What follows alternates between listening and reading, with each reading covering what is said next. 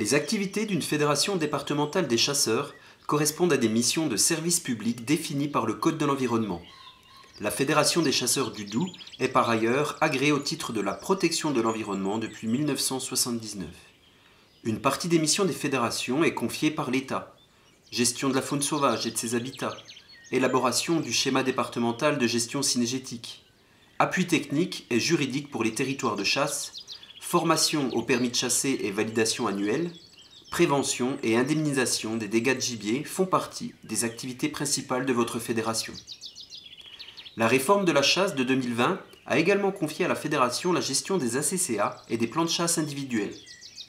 La FDC 25 joue un rôle prépondérant dans la protection directe de la faune sauvage et dans la sauvegarde et l'aménagement des habitats naturels.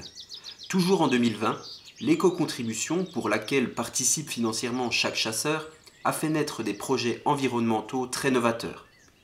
Votre fédération s'efforce également de rappeler les contributions patrimoniales apportées par la chasse dans le Doubs avec l'élaboration d'expositions et d'événements culturels.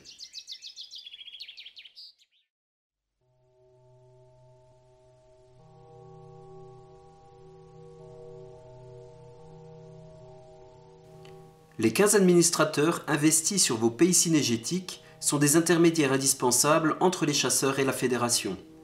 Ils contribuent à la naissance d'idées nouvelles pour valoriser la chasse et améliorer le service à l'adhérent et prennent des décisions d'importance lors des nombreux conseils d'administration, réunions de bureau, commissions et comités de pilotage.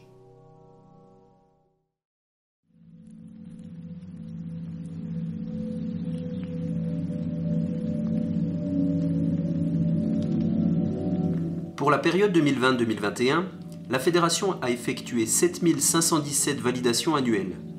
Parmi ces validations sont comptabilisées 3373 validations départementales, 3952 validations nationales et 192 validations nouveaux chasseurs, soit 7 de plus par rapport à l'année dernière.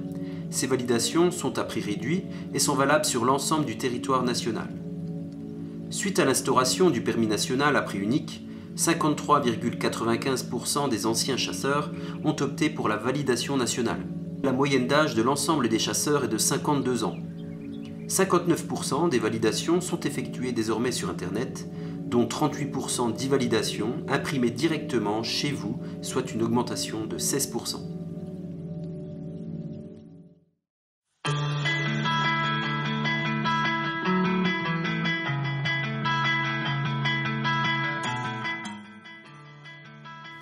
En 2020, le nombre d'inscrits à l'examen du permis de chasser est quasiment stable, avec un nombre de candidats supérieur à 250 malgré le contexte sanitaire et médiatique défavorable. La chasse accompagnée est une formule qui séduit de plus en plus d'adolescents.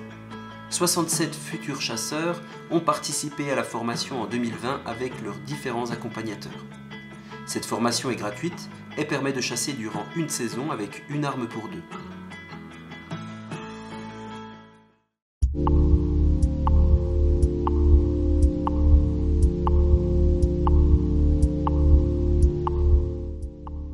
En raison des contraintes sanitaires liées au coronavirus, la Fédération a maintenu en 2020 uniquement certaines formations à caractère obligatoire, comme la formation sécurité, chasse à l'arc, garde particulier, hygiène de la venaison et approche et affût du chamois.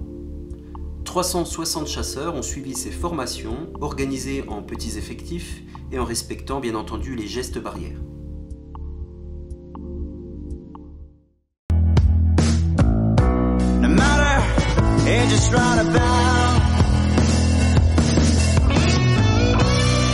Le bilan de la saison de chasse 2020-2021 est à interpréter avec précaution en raison de la situation sanitaire qui a quelque peu gêné l'organisation des battues et limité les effectifs de chasseurs.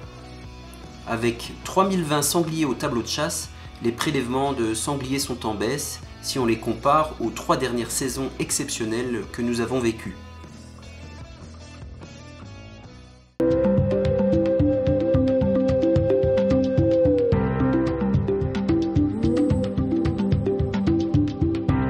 Les prélèvements départementaux de chevreuil sont également en baisse.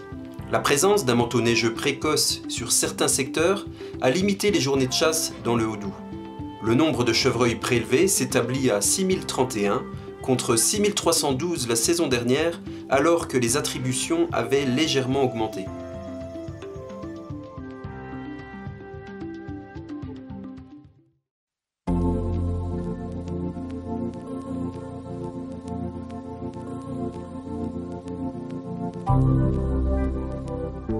En raison du confinement, les interventions de sauvetage de faons n'ont pu démarrer qu'à la fin du mois de mai. La plupart des prairies ayant déjà été fauchées dans la région agricole de la plaine et basse vallée du Doubs, il a été décidé d'intervenir sur les 3 autres petites régions agricoles. 3 interventions ont été réalisées avec l'aide de l'association Sauvons les Faons et l'entreprise Agence Drone a été engagée comme prestataire pour réaliser le survol des prairies. Au total, ce sont plus de 110 hectares qui ont pu être survolés avec 12 chevreuils adultes et 10 faons détectés. Grâce à cette opération, aucun animal n'a été fauché. Des lièvres et renards ont également été détectés par la caméra infrarouge. 2 techniciens de la Fédération des chasseurs du Doubs ont suivi une formation professionnelle et ont obtenu une qualification pour piloter les drones. La FDC 25 possède désormais son propre drone et va pouvoir engager des actions de sauvetage de faons dès 2021. Un réseau de bénévoles va être constitué avec des chasseurs volontaires.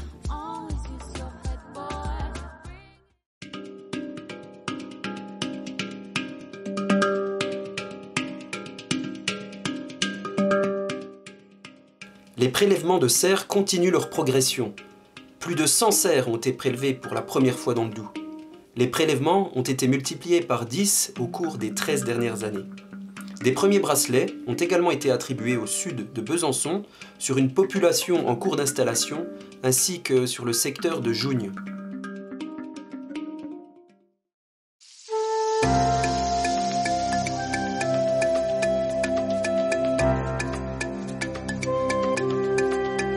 « 469 chamois ont été prélevés dans le Doubs durant la saison 2020-2021.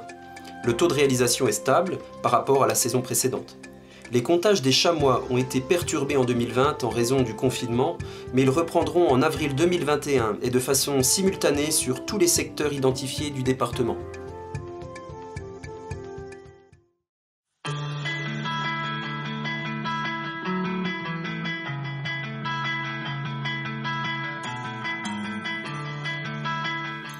Le ressenti général se confirme. Les populations de lièvres évoluent plutôt positivement. On recense d'ailleurs le prélèvement de 642 lièvres en 2020-2021, avec une saison qui était pourtant raccourcie de 10 jours, confinement oblige. Les conditions météorologiques favorables des 3 dernières années, associées à une gestion rigoureuse des prélèvements, doivent contribuer à cette situation. L'analyse de la survie des jeunes de l'année 2020 atteste de 58% de jeunes dans le tableau de chasse. Ce résultat est plutôt correct pour le département. Même si quelques tendances positives se dessinent concernant l'évolution démographique des lièvres dans le Doubs, les populations restent cependant très faibles en secteur herbagé.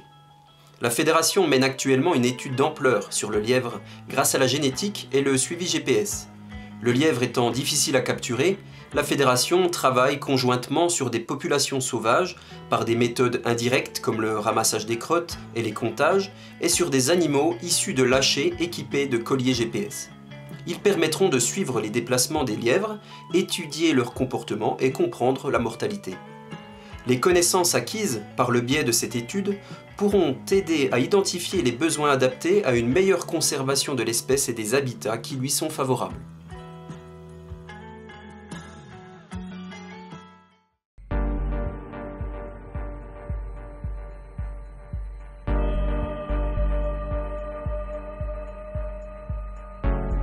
Le montant des dégâts est en baisse sur la très grande majorité des unités de gestion. La diminution des populations de sangliers explique en partie cette situation. Toutefois, quelques points noirs subsistent. 6 unités de gestion ont vu leurs dégâts augmenter fortement, comme BVO3, CVR2, CVR3, Mont1, MV1 et PEH3. L'importante fructification forestière de cet automne 2020 devrait permettre de limiter les dégâts sur les prairies au cours de ce printemps 2021.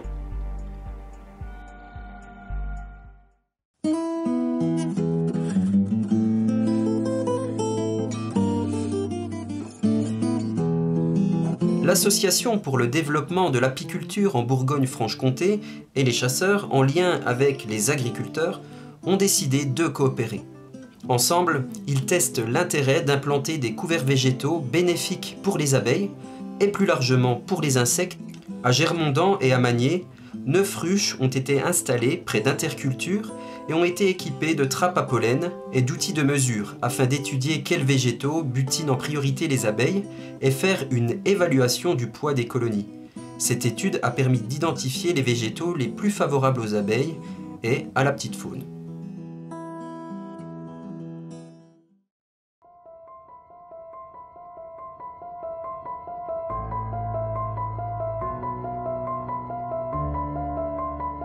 La saison de chasse à la bécasse a été altérée par le confinement des chasseurs de petit gibier et la neige précoce.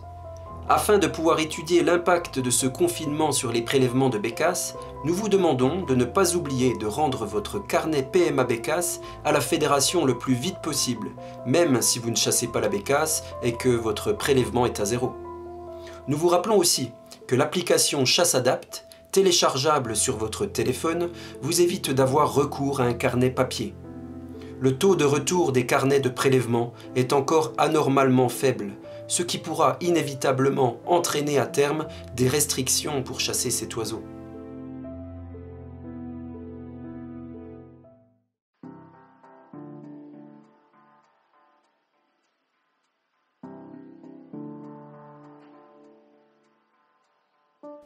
Depuis 2015, la fédération soutient financièrement, aux côtés du Club international des chasseurs de bécassines, le suivi de la bécassine des marais, espèce emblématique des prairies humides du Haut-Doubs. La mise en œuvre opérationnelle est assurée par l'Office français de la biodiversité dans le cadre du réseau Bécasse-Bécassine et en collaboration avec les interlocuteurs techniques et bagueurs des fédérations. Les protocoles de suivi sont divers et prennent notamment la forme de capture d'oiseaux pour le bagage ou la pose de balises GPS Argos. L'objectif de cette manipulation est d'évaluer au mieux le déplacement des bécassines des marais lors de leur phase de migration prénuptiale et de repérer leurs aires de nidification. En concertation avec les services de l'OFB, la vallée du Drugeon a été choisie les 24 et 25 mars 2021 comme site de capture en vue d'évaluer au mieux l'importance de cette zone pour l'espèce lors de son cheminement migratoire. La pose de 3 balises GPS Argos a pu être réalisée sur 3 individus.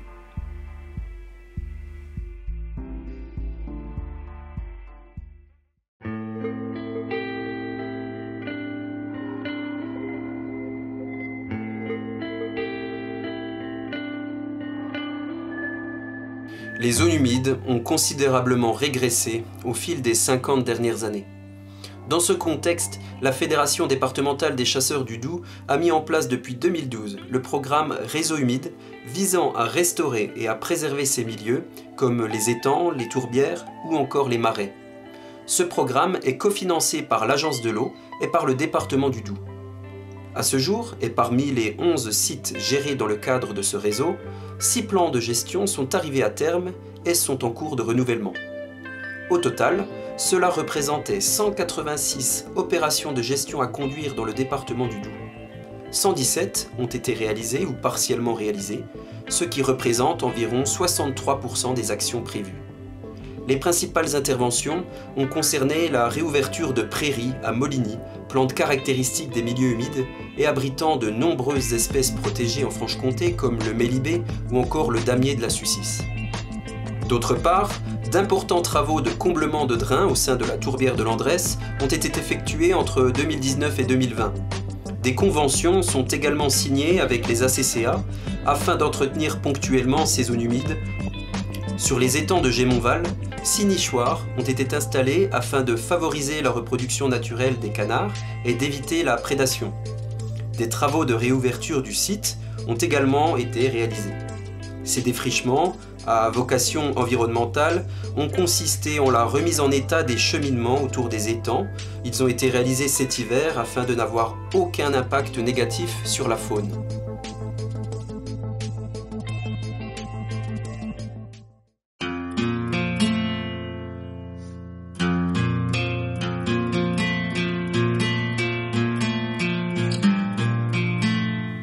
La fédération est consciente de l'importance écologique et agronomique des haies champêtres et met en œuvre des projets de plantation pour les préserver. Depuis de nombreuses années, elle accompagne les collectivités et les agriculteurs dans leurs projets de plantation de haies champêtres, répondant à des enjeux agroécologiques, de préservation de la ressource en eau et de la biodiversité. Du 17 novembre au 9 décembre 2020, la fédération a mené 18 projets de plantation. 14 200 arbres ont été plantés chez 9 agriculteurs, 3 ACCA, une commune et 5 particuliers. 200 élèves de 3 lycées agricoles et une maison familiale rurale ont été associés aux plantations. 520 écoliers du CP à la terminale ont également été sensibilisés aux différentes fonctions des haies champêtres. Depuis 1999, ce sont environ 110 000 arbres qui ont été plantés par les chasseurs du Doubs, pour un linéaire d'environ 37 km.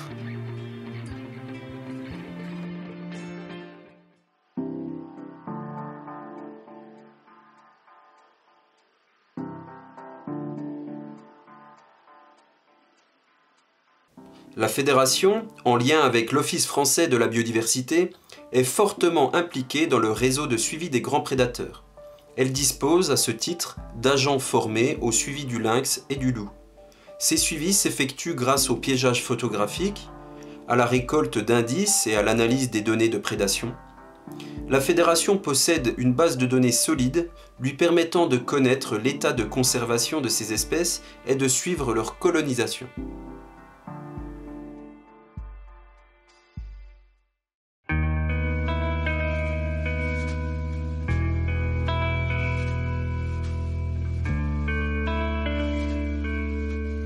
Pour la 4e année consécutive, la fédération a participé à un programme de suivi de la migration en partenariat avec la Fédération des chasseurs du territoire de Belfort et piloté par l'Institut scientifique Nord-Est Atlantique.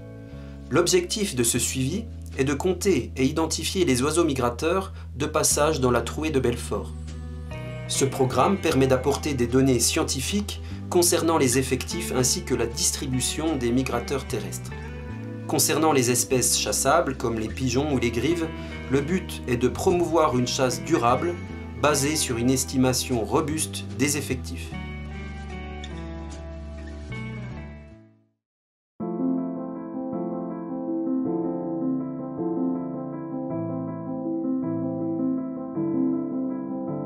L'éco-contribution est un fonds biodiversité porté par l'Office français de la biodiversité et la Fédération nationale des chasseurs, soutenu par l'État. Ce financement est attribué aux fédérations des chasseurs afin de les aider dans leurs projets de préservation de la biodiversité et d'aménagement du territoire. En 2020, l'éco-contribution a permis de mettre en place 7 projets portant sur la préservation de la faune sauvage ordinaire, la prévention de la mortalité accidentelle de la faune sauvage sur les voies ferrées, en lien avec la SNCF, le sauvetage des faons grâce à l'utilisation de drones, le réaménagement du sentier faune-flore de Gonsan, la création de panneaux pédagogiques sur un site d'étang géré par la FDC 25, la mise en place d'actions d'agroécologie en milieu agricole, la plantation de haies champêtres, et une étude de faisabilité de lâcher de lièvres d'élevage en milieu naturel.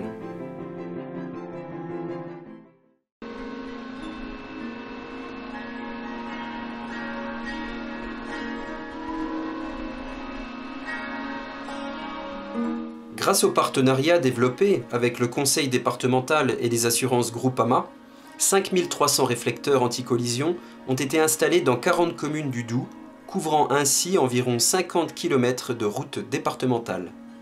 En 2020, la commission réflecteur de la fédération a choisi d'équiper 11 nouvelles communes et 12 portions de routes départementales. Le nombre de collisions avec la faune sauvage et l'importance du trafic routier sont les facteurs pris en compte pour identifier les tronçons routiers particulièrement accidentogènes.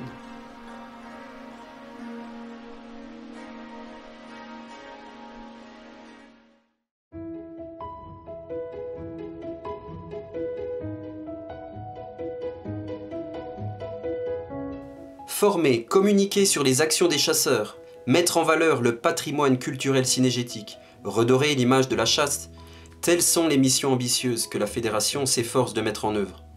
La revue fédérale Le Chasseur Comtois est présent dans le foyer de près de 5600 abonnés. Avec 3 numéros par an depuis 1986, vous venez de recevoir le 121e numéro. Le Chasseur Comtois vous permet de suivre l'actualité cynégétique du Doubs, avoir un aperçu des différentes actions des chasseurs et de votre fédération, de consulter le catalogue des formations ou encore de découvrir des artisans locaux ou des événements cynégétiques.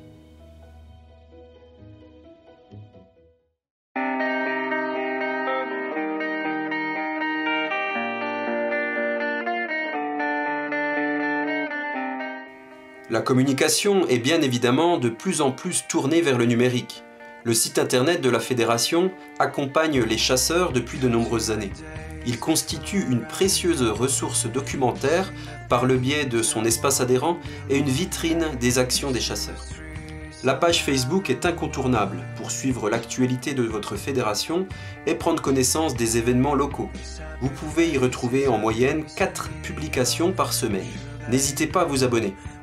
La page YouTube permet aussi de valoriser des projets porteurs par le biais cette fois de vidéos. Avec l'Assemblée Générale en ligne en 2020, ce sont 189 campagnes d'email qui ont été envoyées aux présidents des territoires de chasse et aux chasseurs du Doubs.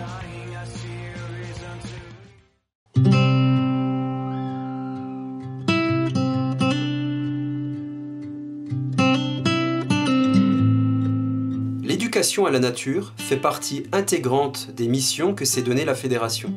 Les chasseurs sont attachés à sensibiliser le grand public, et surtout les enfants, à l'importance de la sauvegarde des milieux naturels et de la faune sauvage. En 2020, la Fédération a été très investie dans les animations liées aux différents projets de plantation de haies. Au total, 20 interventions ont été planifiées et 777 personnes ont été sensibilisées.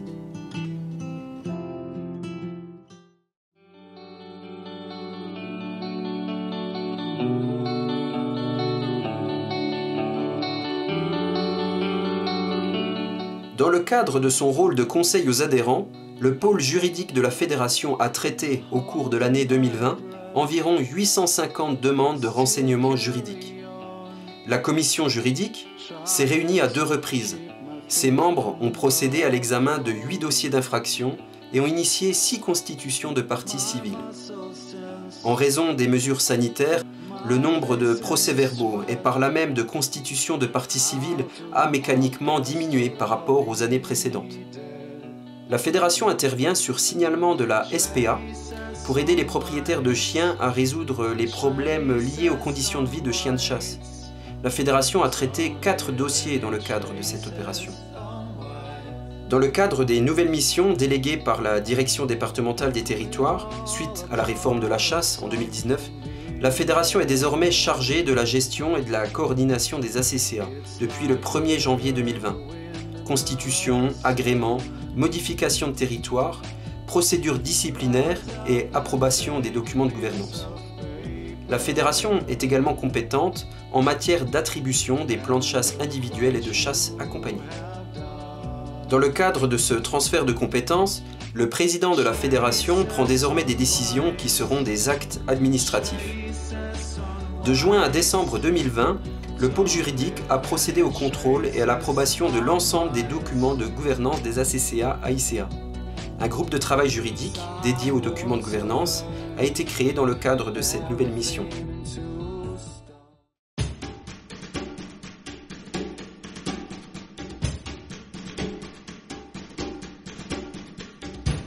Afin de lutter contre les actes de délinquance en milieu rural, 7 structures départementales, dont la Fédération des chasseurs, la Fédération de pêche et la gendarmerie, ont signé une convention en 2019 appelée DATER. Grâce à un réseau de 200 référents répartis sur le territoire départemental, la gendarmerie a pu acquérir en 2020 des renseignements sur des faits délictueux et organiser des opérations ciblées. Jets d'ordures en rivière, vol de réflecteurs anti-collision, chasse à l'aide de véhicules ou encore lâchers illégaux de sangliers sont autant d'infractions relevées en 2020 dans le cadre de ce réseau de surveillance.